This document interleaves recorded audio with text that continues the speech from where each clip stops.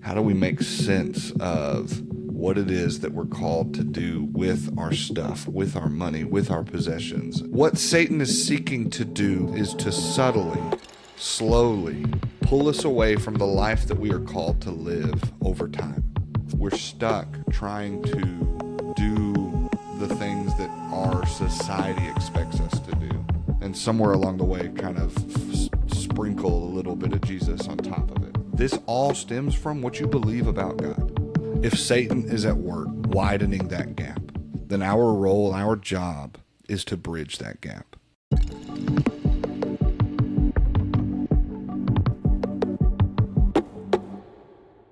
Hey everyone, welcome back to the Purpose-Filled Money Podcast. We're your hosts, Courtney and Caleb Sams.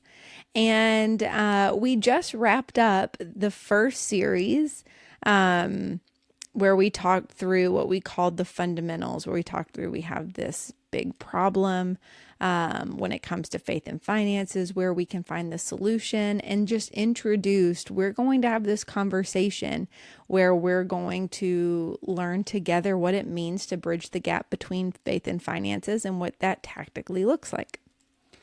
Yeah, and we're, as we embark on the next leg of this conversation, we are tentatively calling it the essentials, where we want to continue that conversation coming out of those ideas, and talk through some of the kind of basics of finances. Things like budgeting and spending and saving and investing and how we come to the understanding of what does Scripture say about those things. And so in this first episode, we really want to spend some time looking at the story of Joseph as we embark on the conversation over the next few episodes around budgeting specifically and stewardship. We thought that it would make sense to look at his life as we think, while he has his flaws and faults, that Joseph is one of Scripture's best examples of, budgeting, stewardship, managing God's resources and people. And again, we're gonna wrestle with some of the moments where Joseph seems to get a little ambitious or harmful. But we want to learn about Joseph. We want to learn from Joseph as we try to mold and understand not so much how to budget, but why are we budgeting? Yeah. We kind of touched on in an earlier episode that when it comes to the ability to do something, and I think even specifically we use the example of budgeting, that your ability to have a budget is one thing. It's something that a lot of us can cognitively understand the definition of a budget, what it's supposed to be for. But sometimes something that we lack is the posture and the mindset that we need to have as we sit down to budget. And that can change a lot. That can change the system, and change even the outcomes of why we're doing what we're doing. And so, I think it's not to say that, like, before we get out of this little set of episodes around budgeting, we are going to spend some time talking about practical strategies and tools simply on how to budget, right? Yeah. So we know that there are some people looking for that or wanting that, but it stems from what is the reason behind the budget? What are we trying to accomplish? Because one of the things we've regularly navigated in this conversation already, and as I continue to talk to different clients and folks throughout, is this cyclical nature of the human experience, where for the most part, we have all found a type of budget that works for us. Mm-hmm. The problem isn't our ability to do that. The problem stems more from our ability to stick with it and stay focused on it. And I'm not suggesting that in the next 2 episodes you're going to walk away and going, I'm never going to not worry about my budget ever again. But hopefully it'll give us a deeper understanding of what does Scripture call us to. Yeah. What is the what's that purpose? Yeah. So we'll look at one of the greatest money and possession managers, Yeah. the example that we have. So we're not going to read every verse, right? Because, I mean, basically, the story of Joseph is the last third of Genesis. That you get this, like, whiplash effect at the beginning of the book of Genesis, where it's literally like chapter after chapter feels like it's just this rapid succession fire of all these different stories of God interacting with people. And then we get to Abraham, or Abram initially, early in the book. And we kind of walk through, over the course of that second third of the book, Abraham, Isaac, and Jacob. And there's definitely meat and space in their stories, but we almost spend as much time with Joseph as we do with the first three of the forefathers, right? And so we're not going to read every verse, but we are going to set the stage and talk about probably a story that you guys have heard plenty of times, right? A lot of Joseph's life is pretty perfect Sunday school literature, pretty great VBS material. So here's the first few verses of Genesis 37 where we're introduced to Joseph, right? Jacob lived in the land of his father's sojournings, in the land of Canaan. These are the generations of Jacob. Joseph, being 17 years old, was pasturing the flock with his brothers. He was a boy with the sons of Bilhah and Zilpah, his father's wives, and Joseph brought a bad report of them to their father. Now Israel loved Joseph more than any other of his sons, because he was the son of his old age, and he made him a robe of many colors. But when his brothers saw that their father loved him more than all his brothers, they hated him and could not speak peacefully to him. Yeah. So just right off the bat, what you're seeing is in a very patriarchal, how do you say patriarchal? Patriarchal. Yeah. That's not a real word. I'm not saying that correctly. I know I'm not. Anyways, in a world like that, he is not the firstborn, but something that, I don't know if you knew this before, but through listening to the Bema podcast and kind of like what those people taught about this culture is the idea of the Behor and the what you get as the firstborn being getting a double portion of the inheritance, and that's so you take care of the rest of your family. And so off the jump in verse 3, we learn that he is not the firstborn, but he's given a second robe or a second cloak, whatever, which basically means that Jacob is naming him the firstborn. Yeah, it's not as if Jacob hasn't given his other sons robes, right? Like they're not walking around naked. Right. So the assumption in culture is everybody's got clothes, everybody's got a robe. It's this special garment. Yeah. That when Jacob goes out of his way to give it to Joseph, he is naming Joseph as this main piece of the inheritance, so that when Jacob dies, Jacob's making his intentions clear.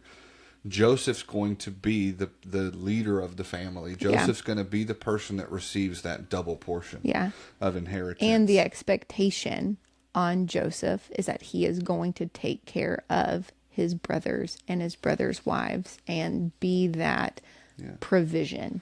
And he seems like he's going to be great at it, because he starts off here with, tattling on his brothers. and I think there is, as we think about Joseph, something that's come to our attention as we've read and looked at different sources is sometimes I think we paint Joseph in this really, really, really high light. And it's not to say that Joseph's not a great guy, but there's a lot about Joseph that looks a lot like his dad. Mm-hmm. Like you'd wonder why Jacob is maybe drawn to Joseph. And I think there's some obvious stuff there with Rachel and the fact that this is her firstborn son. Yeah. And a lot of Jacob's intentions there. But there's some deceit There is some ambition. There is some trickery about Joseph that definitely looks a lot like his dad. I mean, again, we're not going to read every verse, but some of these stories, right? The very next thing Joseph does is he has this dream, and it's the sun and moon and stars all bowing down before him, and he runs to his brothers and his father. He goes, "Guess what? Like, y'all are all going to bow down before me." And you can hear the tick of pride in his voice, arrogance, just in Jacob's response. Like, this is Jacob's favorite son, and Jacob still rebukes him, and he goes, "What are you talking about? Yeah, You'd say this to me and your brothers?" So we get this picture of Joseph going throughout his life, that there is some selfish ambition, some self-gain currently motivating Joseph's actions. I mean, something's got to highlight. There's a lot of context, a lot of missed storyline, when one of the very next things we come to is the brothers' plot to kill him. Right? Really, all we've gotten so far is he's been named the main piece of the inheritance, and he's had this dream, and he's got some tattletale issues. It personally seems like a leap to go just from there to, hey, let's just kill him. Yeah. So I feel like there's even more stuff in the interaction between Joseph and his brothers that we don't get. Yeah. That at least certainly justifies, maybe isn't the right word, but 10 of the 12 brothers, really maybe 9 of the 12, right? Joseph's not probably on the plan. Benjamin seems to be kind of absent, and Reuben actively is kind of seeking to get in the midst of it. Has Benjamin's been born? I wrestled with this with some other guys talking about studying for this. I haven't even looked. I don't know. I can't remember. It doesn't seem like Joseph has like an incredible relationship with Benjamin. He definitely knows of his existence. He knows of his existence at the very end. We can get into it. We can figure it out later. But you get this period with Joseph and his brothers here, and we're going to try and talk through the first 3 kind of major events of Joseph's life here, with his brothers selling him into slavery, and then his experience in Potiphar's house, and that ultimately leading to his imprisonment and his interaction with the cupbearer, the baker, and that version of Joseph's life. And we'll kind of continue this conversation a little in the next episode.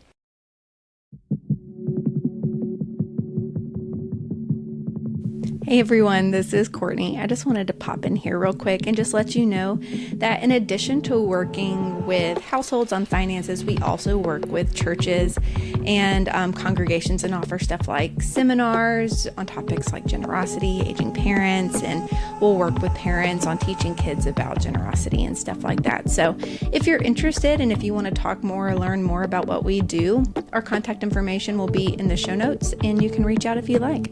Enjoy the rest of the podcast.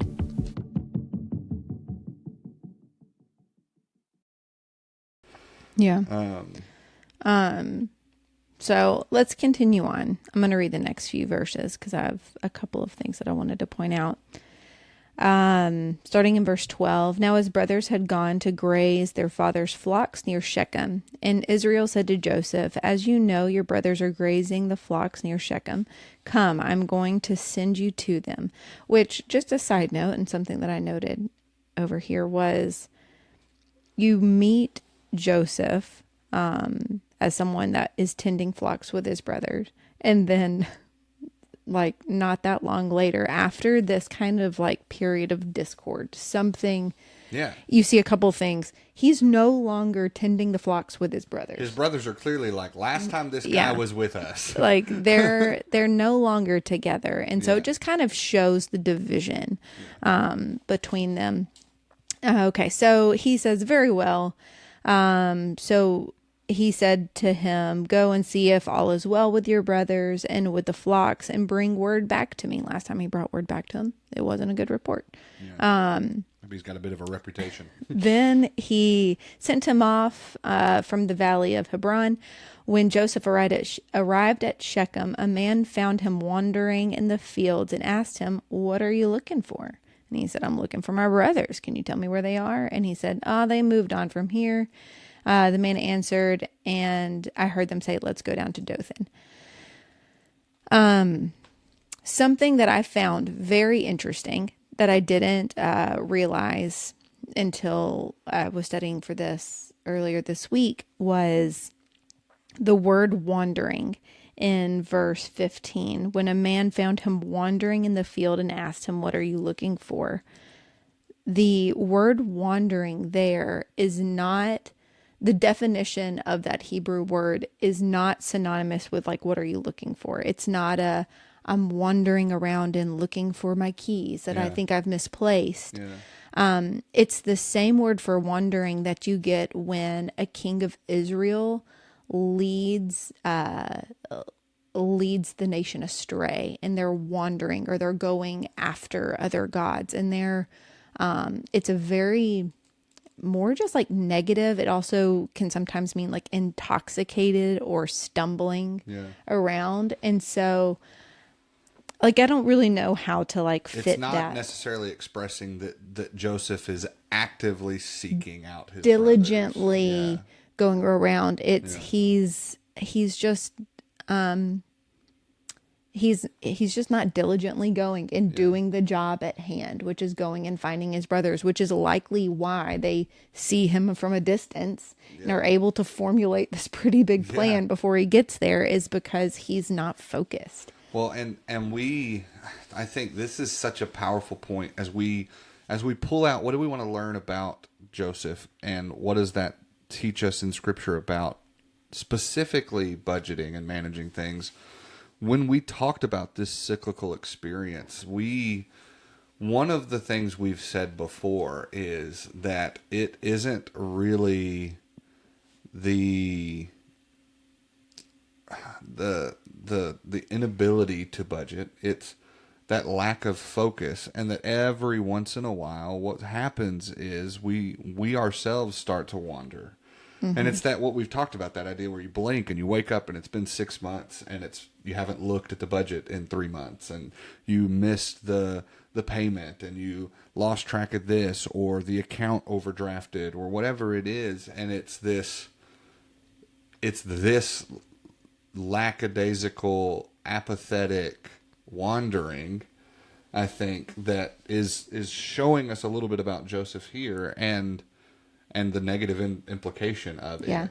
The other thing that I just thought of is we see him being named the firstborn, the Behor, and the responsibilities that come with it.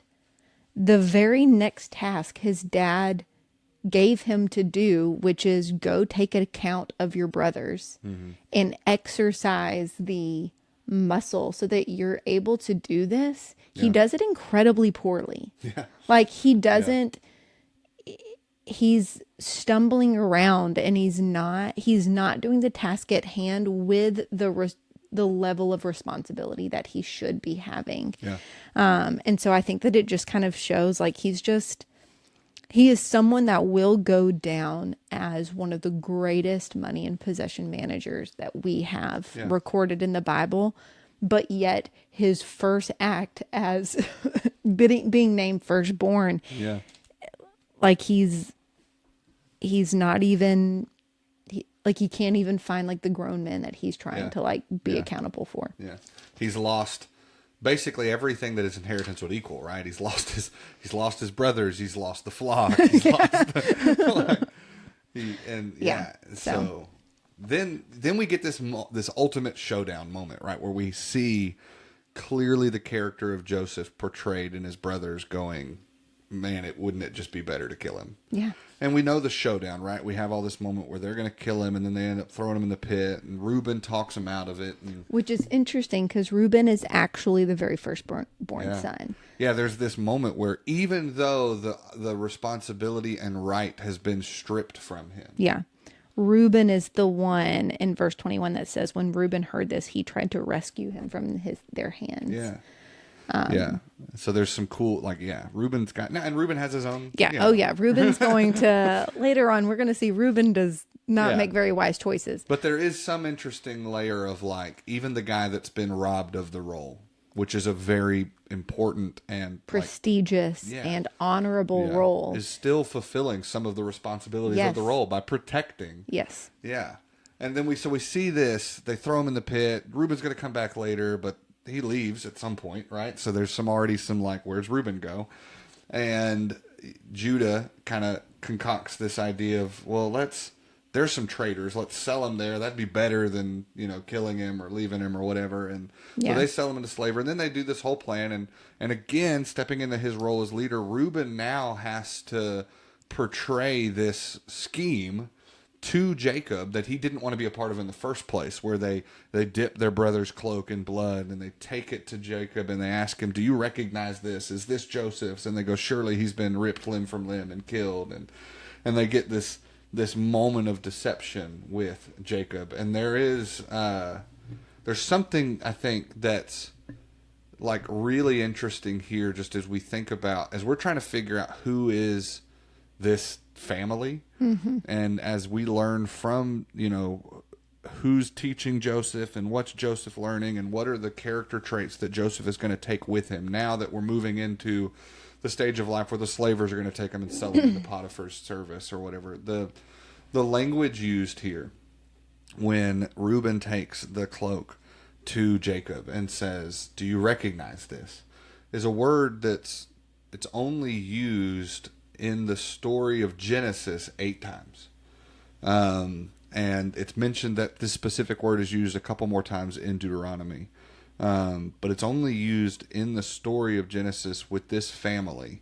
And it first shows up, it's Nakar, and I'm probably not pronouncing. There's some Greek Hebrew scholar listening to our podcast anytime we start pronouncing words that's just like... Sure. I was chastised earlier today because I thought it was Benjamin instead of Benjamin. So I know I'm saying a bunch of things wrong. Well, and compass and all the fun things, right? You got... So this word recognize, it first shows up in Jacob's deception of Isaac. When Jacob shows up on Isaac's deathbed and he's covered himself in fur and to pretend he's his Esau. odor and he deceives Isaac to get the birthright, to like get the promise, the blessing. He's already stolen the birthright, and it shows up again in the midst of Jacob again's deception with Laban as they're leaving town, and Rachel has stolen all the idols, and he's going, look in the tent and see if you recognize it. See if you recognize anything that's yours. I wouldn't hold anything out from you. And little does he know, Rachel's got it stuffed in the saddle of her, and it keeps showing up. And it pulls again here. As we get into these, they bring him this robe, and it's filled with this deception where Reuben's holding this robe up and he goes, do you recognize this? And the next few stories, we're probably not going to get into like the next chapter too much. We're probably going to skip it and just stick with Joseph. But as you read through Judah and Tamar, it's the same word that Tamar sends back to Judah with the scepter. And do you recognize this? Can link an episode to another podcast that goes into it, because it's so good. That is such a good story and what it means. So I'll do that in the show notes. And if you have time, after you listen to our podcast, you can go and listen to this other one about Judah and Tamar and how this word shows back up, because it's a good one. And really all I'm trying to point out is the story of Joseph, and really the story of this family that God has chosen and called to be the family that creates his people, is riddled and rife with deception throughout. Deception, messiness. Yeah. They're just like, it should make us feel very, it should give us and our families, our crazy families, a lot of grace, because the story of God's people is it's not a pleasant little happy family that just does everything right all the time. And that's how they won God's favor. You see people that are just broken and again and again and again make really bad choices, but by the grace of God and by the goodness of God and by the covenant that God just will not give up on, He keeps redeeming them and staying with them. So